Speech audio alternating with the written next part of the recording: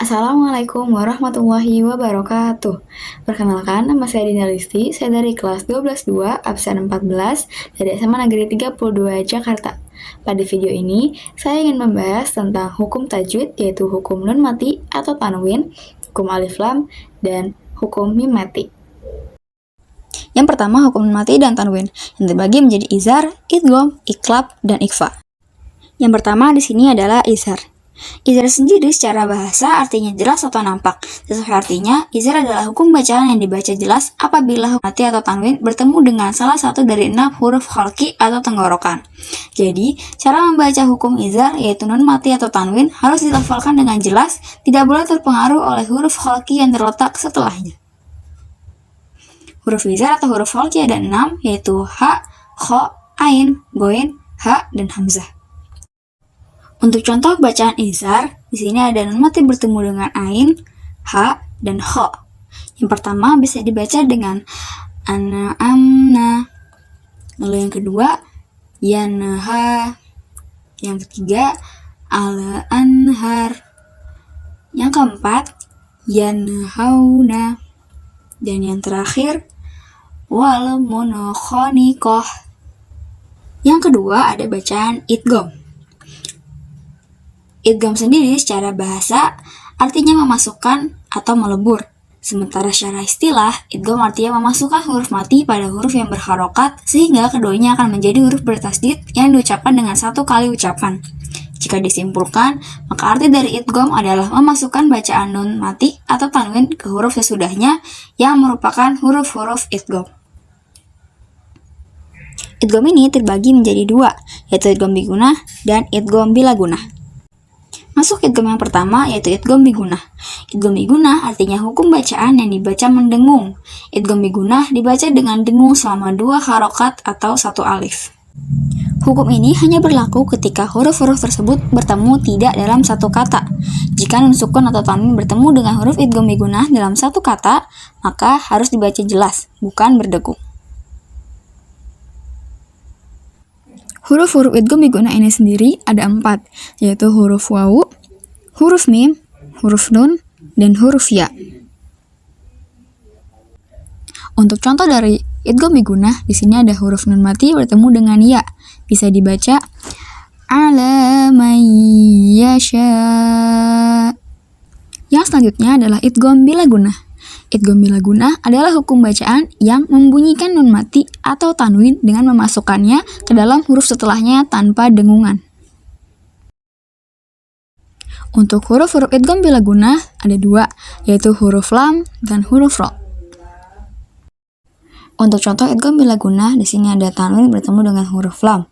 Bisa dibaca qayyiman liyunzira ba'san. Yang ketiga ada hukum bacaan iqlab.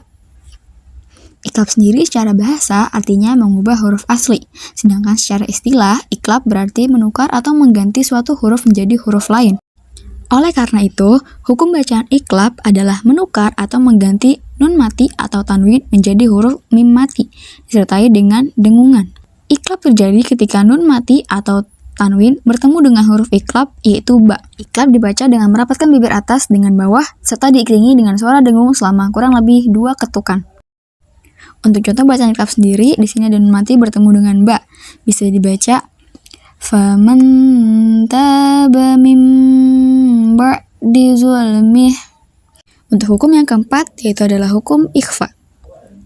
Ikhfa sendiri secara bahasa artinya adalah menutup atau tersembunyi. Oleh karena itu, ikhfa adalah hukum bacaan yang dibaca dengan menyamarkan nun mati atau tanwin menjadi samar-samar antara jelas dan dengung sepanjang 2 harokat. Hukum ini terjadi apabila nun mati atau tanwin bertemu dengan salah satu dari huruf ikhfa.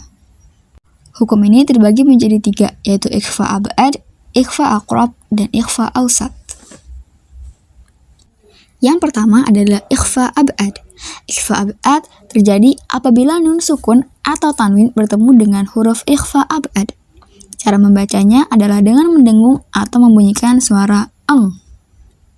Huruf-huruf ikhfa ab'ad yaitu ada huruf qaf dan kaf. Untuk contoh ikhfa ab'ad di sini ada tanwin bertemu dengan huruf kaf. Bisa dibaca Innahu kana huban kabira. Yang kedua, ikhfa aqrab. Terjadi apabila nun sukun atau tanwin bertemu dengan huruf ikhfa aqrab. Cara membacanya adalah dengan membunyikan suara mendekati bunyi N dalam bahasa Indonesia dan ditahan selama 2 ketukan. Huruf-huruf ikhfa ba'ad ada tal, dal, dan to. Contohnya di sini ada nun mati bertemu dengan ta. Bisa dibaca muntahuna, muntahuna. Yang ketiga ada ikhfa awsat. Terjadi apabila nun sukun atau tanwin bertemu dengan huruf ikhfa awsat. Cara membacanya adalah pertengahan antara ikhfa ab'ad dan ikhfa aqrab. Huruf-hurufnya ada sa, jim, zal, zain, sin, shin, sod, dot, zo, dan fa. Contohnya di sini ada nun mati bertemu dengan huruf sa. Bisa dibaca mansura. Yang kedua ada hukum alif lam yang terbagi menjadi alif lam qamariyah dan syamsiyah. Alif lam qamariyah adalah hukum bacaan alif lam mati atau sukun yang tidak luluh dengan 14 huruf hijaiyah disebut dengan huruf alif lam qamariyah yang ada di depannya. Oleh karena itu, alif lam qamariyah dibaca jelas atau izhar. Huruf-hurufnya ada alif, ba, jim, ha, kho, ain, ghain, fa, qaf, kaf, mim, waw, ha, dan ya. Contohnya di sini zalikal kitabu, zalikal kitabu. Yang kedua, alif lam syamsiyah adalah hukum bacaan dalam Al-Quran yang terjadi ketika huruf alif lam dan lam bertemu dengan huruf syamsiyah. Hukum bacaan ini disebut juga dengan idgham syamsiyah.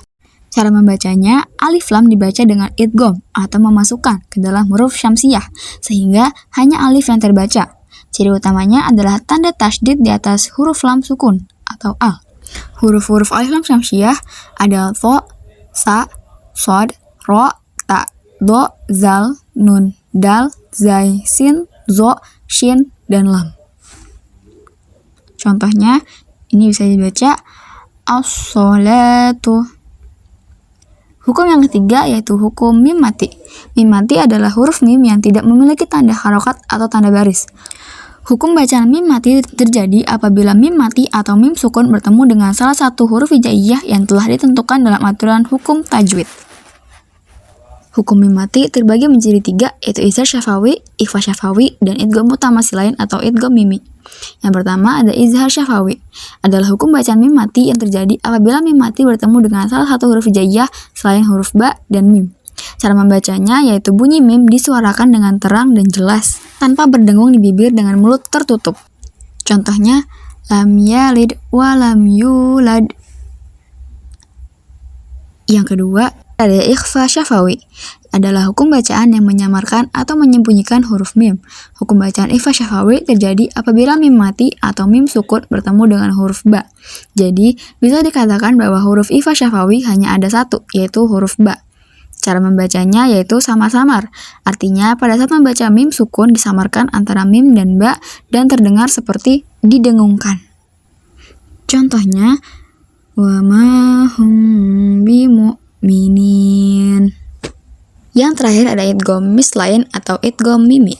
Idgham mimi adalah hukum bacaan apabila mim sukun bertemu dengan mim yang sejenis. Jadi, bisa dikatakan bahwa huruf idgham mimi hanya ada satu, yakni huruf mim. Cara membaca idgham mimi yaitu dengan menyuarakan mim rangkap atau ditasydidkan dengan wajib dibaca dengung. Contohnya, alaihim mu'sodah. Sekian yang dapat saya sampaikan. Apabila ada kesalahan saya mohon maaf. Wassalamualaikum warahmatullahi wabarakatuh.